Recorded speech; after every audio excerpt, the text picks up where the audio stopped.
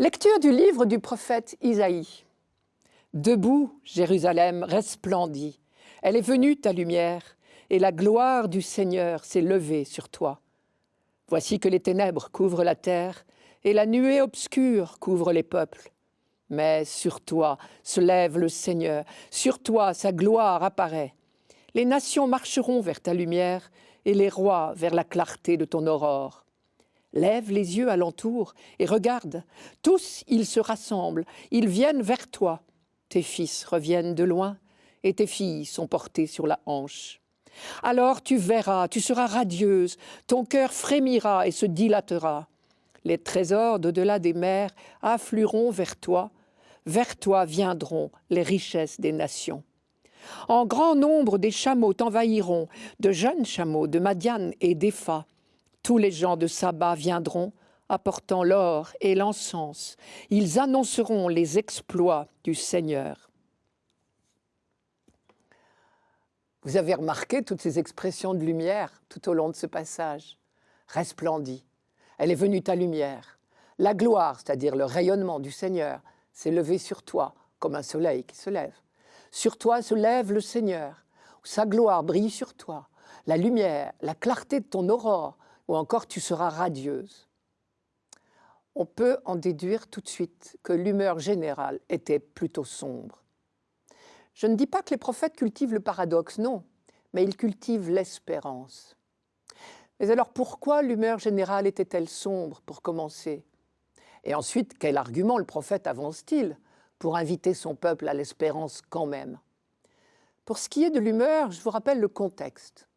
Ce texte d'Isaïe fait partie des derniers chapitres du livre. Nous sommes dans les années 525-520 avant Jésus-Christ, c'est-à-dire une quinzaine ou une vingtaine d'années à peu près après le retour de l'exil à Babylone. Les déportés sont rentrés au pays et on a cru que le bonheur allait s'installer. Mais en réalité, ce fameux retour tant espéré n'a pas répondu à toutes les attentes. D'abord, il y avait ceux qui étaient restés au pays et qui avaient vécu la période de guerre et d'occupation. Ensuite, il y avait ceux qui revenaient d'exil et qui comptaient reprendre leur place et leurs biens. Or, si l'exil a duré 50 ans, cela veut dire que ceux qui sont partis sont morts là-bas à Babylone. Et ceux qui revenaient étaient leurs enfants ou leurs petits-enfants. Cela ne devait pas simplifier les retrouvailles. D'autant plus que ceux qui rentraient ne pouvaient certainement pas prétendre récupérer l'héritage de leurs parents. Les biens des absents, des exilés, ont été occupés, c'est inévitable, puisque, encore une fois, l'exil a duré 50 ans. Et puis enfin, il y avait tous les étrangers qui s'étaient installés dans la ville de Jérusalem et dans tout le pays à la faveur de ce bouleversement, et qui y avaient introduit d'autres coutumes, d'autres religions. Tout ce monde n'était pas fait pour vivre ensemble. La pomme de discorde, ce fut la reconstruction du temple. Car dès le retour de l'exil, autorisé en 538 par le roi Cyrus, les premiers rentrés au pays, on va les appeler la communauté du retour, avaient rétabli l'ancien autel du temple de Jérusalem et ils avaient recommencé à célébrer le culte comme par le passé. Et en même temps, ils entreprirent la reconstruction du temple lui-même. Mais voilà que des gens qu'ils considéraient comme hérétiques ont voulu s'en mêler. C'étaient ceux qui étaient sur place, qui avaient habité Jérusalem pendant l'exil. Mélange de juifs restés au pays et de populations étrangères, donc païennes, installées là par l'occupant. Il y avait eu inévitablement des mélanges entre ces deux types de populations et même des mariages. Et tout ce monde avait pris des habitudes jugées hérétiques par les Juifs qui rentraient de l'exil. Alors la communauté du retour s'est resserrée. Elle a refusé cette aide qu'elle considérait dangereuse pour la foi. Le temple du Dieu unique ne peut pas être construit par des gens qui ensuite voudront y célébrer n'importe quoi, d'autres cultes. Comme on peut s'en douter, ce refus a été très mal pris. Et désormais, ceux qui avaient été éconduits firent obstruction par tous les moyens. On en a la preuve dans les textes. Fini les travaux, fini aussi les rêves de rebâtir le temple. Et puis les années ont passé et on s'est installé dans le découragement. Mais la morosité, l'abattement ne sont pas dignes du peuple qui est porteur des promesses de Dieu. Alors, Pour regonfler le moral de ses contemporains, Isaïe leur parle d'avenir. Il leur rappelle leur vocation de peuple élu. Dieu compte toujours sur son peuple pour se faire connaître du monde entier. La grande vision d'une ville de lumière décrite par le prophète ici ne vise donc pas un triomphe politique, car le prophète précise bien, vous l'avez entendu, que la lumière qui inonde la ville sainte, c'est celle du Seigneur lui-même. Je vous rappelle les termes. Debout, Jérusalem, resplendis. Elle est venue, ta lumière. La gloire du Seigneur s'est levée sur toi. Sur toi se lève le Seigneur. Sa gloire brille sur toi. Le triomphe qui est entrevu ici est celui de Dieu et de l'humanité, qui sera un jour enfin réunie dans une harmonie parfaite dans la cité sainte. Mais le prophète sait que cela passe par le redressement du peuple et la reconstruction de sa capitale, Jérusalem, et du temple. Car Jérusalem est la ville sainte, la ville choisie par Dieu pour y faire demeurer le signe de sa présence. C'est parce que Dieu lui-même s'est engagé envers le roi Salomon en décidant « Ici sera mon nom » que le prophète Isaïe des siècles plus tard peut oser dire à ses compatriotes « Debout, Jérusalem, resplendis ». Et la ville sainte, où convergeront à nouveau chaque année les pèlerinages des croyants, devient aux yeux du prophète l'image du rassemblement des croyants du monde entier à la fin de l'histoire de l'humanité. Une fois de plus, le prophète nous donne l'exemple. Quand on est croyant, le découragement n'a jamais le dernier mot. La lucidité ne parvient jamais à étouffer l'espérance.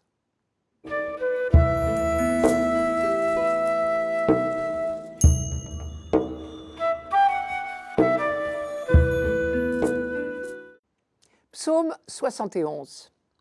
Dieu, donne au roi tes pouvoirs, à ce fils de roi ta justice. Qu'il gouverne ton peuple avec justice, qu'il fasse droit aux malheureux. En ces jours-là fleurira la justice, grande paix jusqu'à la fin des lunes.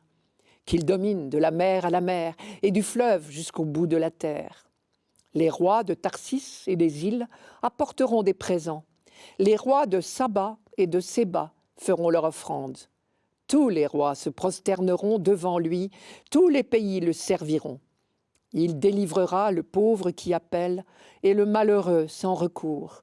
Il aura souci du faible et du pauvre dont il sauve la vie. Imaginons que nous sommes en train d'assister au sacre d'un nouveau roi. Les prêtres expriment à son sujet des prières qui sont tous leurs souhaits, j'aurais envie de dire tous les rêves que le peuple formule au début de chaque nouveau règne. Vœux de grandeur politique pour le roi, mais surtout vœux de paix, de justice, pour tous, les lendemains qui chantent en quelque sorte. C'est un thème qui n'est pas d'aujourd'hui, on en rêve depuis toujours. Richesse et prospérité pour tous, justice et paix, et cela pour toujours, d'un bout à l'autre de la terre. Or, le peuple élu a cet immense avantage de savoir que ce rêve des hommes coïncide avec le projet de Dieu lui-même. La Bible tout entière est traversée par cette espérance indestructible. L'histoire humaine a un but, un sens. Et le mot sens veut dire deux choses, à la fois signification et direction. Dieu a un projet, et ce projet inspire toutes les lignes de la Bible, Ancien Testament et Nouveau Testament. Il porte des noms différents selon les auteurs. Par exemple, c'est le jour de Dieu pour les prophètes, le royaume des cieux pour saint Matthieu, le dessein bienveillant de Dieu pour saint Paul. Mais c'est toujours du même projet qu'il s'agit. Comme un amoureux répète inlassablement des mots d'amour, Dieu propose inlassablement son projet de bonheur à l'humanité. Tant qu'on a eu un roi en Israël, on a rêvé de voir monter sur le trône le roi idéal qui réaliserait ce projet. On se souvenait de la promesse du prophète Nathan au roi David, je vous la rappelle. Quand tes jours seront accomplis et que tu seras couché avec tes pères, je maintiendrai après toi le lignage issu de tes entrailles et j'affermirai sa royauté. Je serai pour lui un père et il sera pour moi un fils. Ta maison et ta royauté subsisteront à jamais devant moi. Ton trône sera affermi à jamais. C'est dans le 2e livre de Samuel, chapitre 7. De siècle en siècle, cette promesse a été répétée, répercutée, précisée. À chaque sacre d'un nouveau roi, la promesse était redite sur lui et on se reprenait à rêver. Ce psaume 71 particulièrement est vraiment la description de ce roi idéal. Par exemple, pouvoir et justice seront enfin synonymes. C'est déjà tout un programme. De nombreux pouvoirs humains tentent loyalement d'instaurer la justice et d'enrayer la misère, mais n'y parviennent pas. Ailleurs, malheureusement, pouvoir rime parfois avec avantages de toutes sortes et autres passe-droits, parce que nous ne sommes que des hommes. En Dieu seul, le pouvoir n'est qu'amour. Notre psaume le sait bien, puisqu'il précise « Dieu donne au roi tes pouvoirs, à ce fils de roi ta justice ». Et alors, puisque notre roi disposera de la puissance même de Dieu, une puissance qui n'est qu'amour et justice, il n'y aura plus de malheureux dans son royaume. Je cite, « En ces jours-là fleurira la justice, grande paix jusqu'à la fin des lunes. Il délivrera le pauvre qui appelle et le malheureux sans recours. » Ce roi-là, on voudrait bien qu'il règne sur toute la planète. Et c'est de bon cœur qu'on lui souhaite un royaume sans limite de temps ou d'espace, je cite encore, qu'il règne jusqu'à la fin des lunes et qu'il domine de la mer à la mer et du fleuve jusqu'aux extrémités de la terre. Pour l'instant, quand on chante ce psaume, les extrémités du monde connu, ce sont l'Arabie et l'Égypte. Et c'est pourquoi on cite les rois de Saba et de Séba. Je m'explique. Saba, c'est au sud de l'Arabie. Séba, c'est au sud de l'Égypte. Quant à Tarsis, c'est un pays mythique qui veut dire le bout du monde. Depuis David, on attendait, et le peuple juif attend toujours. Et il faut bien reconnaître que le règne idéal n'a encore pas vu le jour sur notre terre. On finirait presque par croire que ce n'est qu'une utopie. Mais les croyants savent qu'il ne s'agit pas d'une utopie, il s'agit d'une promesse de Dieu, donc d'une certitude. Et la Bible tout entière est traversée par cette certitude, cette espérance invincible. Le projet de Dieu se réalisera. Nous avançons lentement, mais sûrement vers lui. C'est le miracle de la foi. Devant cette promesse, à chaque fois déçue, il y a 2 attitudes possibles. Le non-croyant me dit « Je vous l'avais bien dit, cela n'arrivera jamais ». Mais le croyant affirme résolument « Patience, puisque Dieu l'a promis, il ne saurait se renier lui-même, comme dit saint Paul dans la première à Timothée. » Et lorsque la dynastie de David s'est éteinte, on a continué à espérer quand même. Un jour viendra ce roi idéal qu'on appelle le Messie, parce qu'il sera rempli de l'Esprit Saint. C'est ce Messie que les croyants appellent de tous leurs vœux lorsqu'ils chantent les psaumes au temple de Jérusalem, et en particulier ce psaume 71. Aujourd'hui encore, le peuple juif chante ce psaume dans l'attente du roi Messie. Nous, chrétiens, nous l'appliquons à Jésus-Christ. Et il nous semble que les mages venus d'Orient ont commencé à réaliser la promesse. Les rois de Tarsis et des îles apporteront des présents. Les rois de Saba et de Séba feront leur offrande. Tous les rois se prosterneront devant lui. Tous les pays le serviront.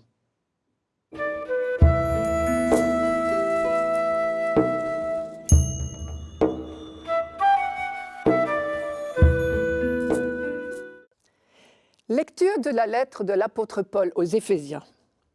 Frères, vous avez appris, je pense, en quoi consiste la grâce que Dieu m'a donnée pour vous. Par révélation, il m'a fait connaître le mystère. Ce mystère n'avait pas été porté à la connaissance des hommes des générations passées, comme il a été révélé maintenant à ses saints apôtres et aux prophètes dans l'Esprit. Ce mystère, c'est que toutes les nations sont associées au même héritage, au même corps, au partage de la même promesse, dans le Christ Jésus par l'annonce de l'Évangile. Par révélation, Dieu m'a fait connaître le mystère. Cette phrase peut nous aider à comprendre le mot mystère chez saint Paul. Pour saint Paul, le mystère, ce n'est pas un secret que Dieu garderait jalousement pour lui. Au contraire, c'est son intimité dans laquelle il nous fait pénétrer. Ce mystère, c'est-à-dire son projet, son dessein bienveillant, comme Paul le dit dans cette même lettre un peu plus haut, Dieu le révèle progressivement.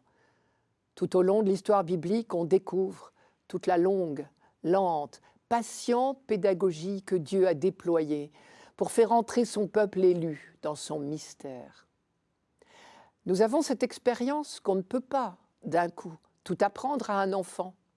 On l'enseigne patiemment, au jour le jour, et selon les circonstances qu'on traverse.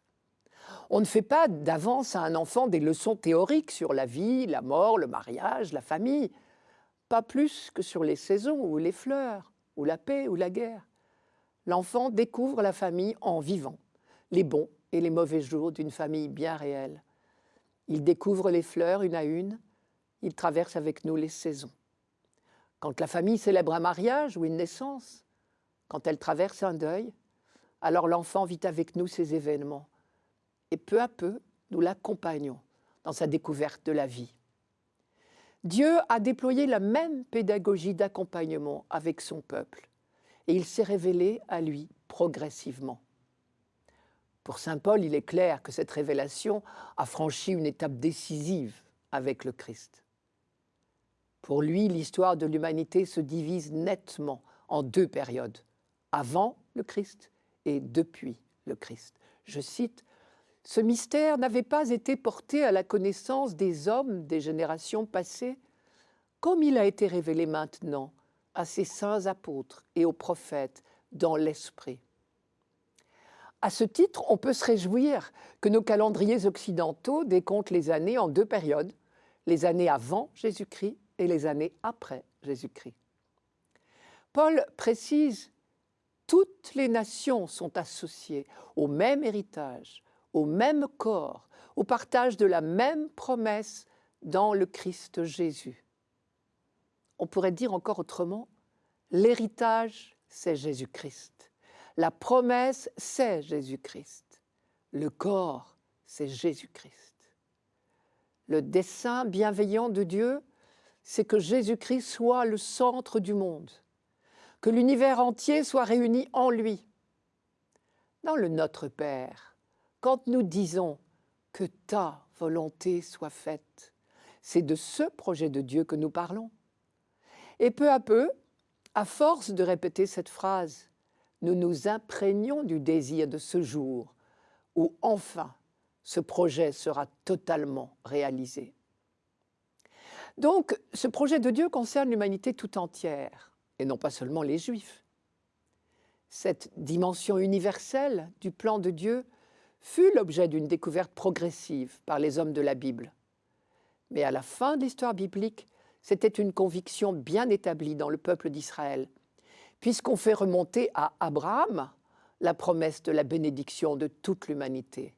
Je vous la rappelle, « En toi seront bénies toutes les familles de la terre ». C'est au chapitre 12 de la Genèse, verset 3. Et le passage d'Isaïe que nous lisons en première lecture de cette fête de l'Épiphanie est exactement dans cette ligne. Bien sûr, si un prophète comme Isaïe a cru bon d'y insister, c'est peut-être qu'on avait tendance à l'oublier. De la même manière, au temps du Christ, si Paul précise « Toutes les nations sont associées au même héritage, au même corps, au partage de la même promesse dans le Christ Jésus », c'est que cela n'allait pas de soi. Et là, nous avons, nous, un petit effort d'imagination à faire, peut-être. Nous ne sommes pas du tout dans la même situation que les contemporains de Paul. Pour nous, au XXIe siècle, c'est une évidence. Beaucoup d'entre nous ne sont pas juifs d'origine et trouvent normal d'avoir part au salut apporté par le Messie. Pour un peu, même après 2000 ans de christianisme, nous aurions peut-être parfois tendance à oublier qu'Israël reste le peuple élu, puisque, comme dit ailleurs saint Paul, Dieu ne peut pas se renier lui-même. Aujourd'hui, nous avons peut-être un peu tendance à croire que nous sommes les seuls témoins de Dieu dans le monde. Mais au temps du Christ, c'était la situation inverse. C'est le peuple juif qui, le premier, a reçu la révélation du Messie. Jésus est né au sein du peuple juif. Et c'était la logique du plan de Dieu et de l'élection d'Israël. Les Juifs étaient le peuple élu, ils étaient choisis par Dieu pour être les apôtres, les témoins, l'instrument du salut de toute l'humanité. Et on sait que les Juifs devenus chrétiens ont eu parfois du mal à tolérer l'admission d'anciens païens dans leur communauté. Ici, saint Paul vient leur dire « Attention, les païens désormais peuvent aussi être des apôtres et des témoins du salut. » Au fait, je remarque que Matthieu, dans l'évangile de la visite des mages, qui est lu également pour l'Épiphanie, nous dit exactement la même chose. Les derniers mots de ce texte résonnent comme un appel. Toutes les nations sont associées au même héritage, au même corps, au partage de la même promesse dans le Christ Jésus, par l'annonce de l'Évangile. Je m'explique. Si je comprends bien, Dieu attend notre collaboration à son dessein bienveillant. Les mages ont aperçu une étoile pour laquelle ils se sont mis en route. Pour beaucoup de nos contemporains, il n'y aura pas d'étoile dans le ciel. Alors il faudra des témoins de la bonne nouvelle.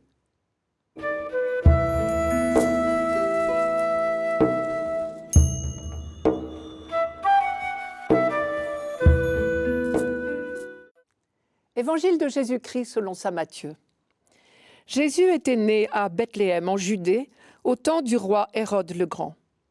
Or, voici que des mages venus d'Orient arrivèrent à Jérusalem et demandèrent « Où est le roi des Juifs qui vient de naître ? Nous avons vu son étoile à l'Orient et nous sommes venus nous prosterner devant lui. » En apprenant cela, le roi Hérode fut bouleversé et tout Jérusalem avec lui. Il réunit tous les grands prêtres et les scribes du peuple pour leur demander où devait naître le Christ. Ils lui répondirent « À Bethléem en Judée, car voici ce qui est écrit par le prophète. Et toi, Bethléem, terre de Juda, tu n'es certes pas le dernier parmi les chefs-lieux de Juda, car de toi sortira un chef qui sera le berger de mon peuple Israël. » Alors Hérode convoqua les mages en secret pour leur faire préciser à quelle date l'étoile était apparue. Puis il les envoya à Bethléem en leur disant « Allez vous renseigner avec précision sur l'enfant, et quand vous l'aurez trouvé, venez me l'annoncer, pour que j'aille, moi aussi, me prosterner devant lui. » Après avoir entendu le roi, ils partirent. Et voici que l'étoile qu'ils avaient vue à l'Orient les précédait, jusqu'à ce qu'elle vienne s'arrêter au-dessus de l'endroit où se trouvait l'enfant. Quand ils virent l'étoile, ils se réjouirent d'une très grande joie. Ils entrèrent dans la maison, ils virent l'enfant avec Marie, sa mère, et tombant à ses pieds, ils se prosternèrent devant lui. Ils ouvrirent leur coffret et lui offrirent leurs présents, de l'or, de l'encens et de la myrrhe. Mais, avertis en songe de ne pas retourner chez Hérode, ils regagnèrent leur pays par un autre chemin. On sait à quel point l'attente du Messie était vive au temps de Jésus. Tout le monde en parlait. Tout le monde priait Dieu de hâter sa venue. La majorité des Juifs pensaient que ce serait un roi. Ce serait un descendant de David. Il régnerait sur le trône de Jérusalem. Il chasserait les Romains. Et il établirait définitivement la paix, la justice et la fraternité en Israël. Et les plus optimistes allaient même jusqu'à dire que tout ce bonheur s'installerait dans le monde entier. Dans ce sens, on citait plusieurs prophéties convergentes de l'Ancien Testament. D'abord, celle de Balaam dans le livre des Nombres, je vous la rappelle. Au moment où les tribus d'Israël s'approchaient de la terre promise, sous la conduite de Moïse, et traversait les plaines de Moab, ce qu'on appelle aujourd'hui la Jordanie, le roi de Moab, Balak, avait convoqué Balaam pour qu'il maudisse ses importuns. Mais au lieu de maudire, Balaam, inspiré par Dieu, avait prononcé des prophéties de bonheur et de gloire pour Israël. Et en particulier, il avait osé dire, je cite, « Je le vois, je l'observe. De Jacob monte une étoile, d'Israël jaillit un sceptre. » C'est au livre des Nombres, au chapitre 24, verset 17. Le roi de Moab avait été furieux, bien sûr, car sur l'instant, il y avait entendu l'annonce de sa future défaite face à Israël. Mais en Israël, dans les siècles suivants, on se répétait soigneusement cette belle promesse. Et peu à peu, on en était venu à penser que le règne du Messie serait signalé par l'apparition d'une étoile. C'est pour cela que le roi Hérode, consulté par les mages au sujet d'une étoile, prend l'affaire très au sérieux. Autre prophétie concernant le Messie, celle de Michée. « Toi, Bethléem, trop petite pour compter parmi les clans de Juda, c'est de toi que sortira le Messie. » Prophétie tout à fait dans la ligne de la promesse faite par Dieu à David, que sa dynastie ne s'éteindrait pas et qu'elle apporterait au pays le bonheur attendu. Saint Matthieu nous dit « Hérode fut pris d'inquiétude, et tout Jérusalem avec lui. » Je pense que c'est certainement une manière bien douce de dire les choses. Mettons-nous à la place d'Hérode. Il est le roi des Juifs, reconnu comme roi par le pouvoir romain et lui seul. Il est assez fier de son titre et férocement jaloux de tout ce qui peut lui faire de l'ombre. Il fait assassiner autour de lui tous les possibles rivaux. Et voilà qu'on lui rapporte une rumeur qui court dans la ville. Des astrologues étrangers ont fait un long voyage jusqu'ici et il paraît qu'ils disent « Nous avons vu se lever une étoile tout à fait exceptionnelle. Nous savons qu'elle annonce la naissance d'un enfant roi tout aussi exceptionnel. Le vrai roi des Juifs vient sûrement de naître. » On imagine un peu la fureur, l'extrême angoisse d'Hérode. Évidemment, Hérode ne va pas montrer sa rage. Il faut savoir manœuvrer. Il a tout avantage à extorquer quelques renseignements sur cet enfant, ce rival potentiel. Alors il se renseigne, d'abord sur le lieu. Matthieu nous dit qu'il a convoqué les chefs des prêtres et les scribes et qu'il leur a demandé où devait naître le Messie, et c'est là qu'intervient la prophétie de Michée. Le Messie naîtra à Bethléem. Ensuite, Hérode se renseigne sur l'âge de l'enfant, car il a déjà son idée derrière la tête pour s'en débarrasser. Il convoque les mages pour leur demander à quelle date au juste l'étoile est apparue. On ne connaît pas la réponse, mais la suite nous l'a fait deviner, puisque en prenant une grande marge, Hérode fera supprimer tous les enfants de moins de 2 ans. Très probablement, dans ce récit de la venue des mages, Matthieu nous donne déjà un résumé de toute la vie de Jésus. Dès le début, à Bethléem, il a rencontré l'hostilité et la colère des autorités politiques et religieuses. Jamais ils ne l'ont reconnu comme le Messie. Ils l'ont traité d'imposteur. Ils l'ont même supprimé, éliminé. Et pourtant, il était bien le Messie. Tous ceux qui le cherchent peuvent, comme les mages, entrer dans le salut de Dieu.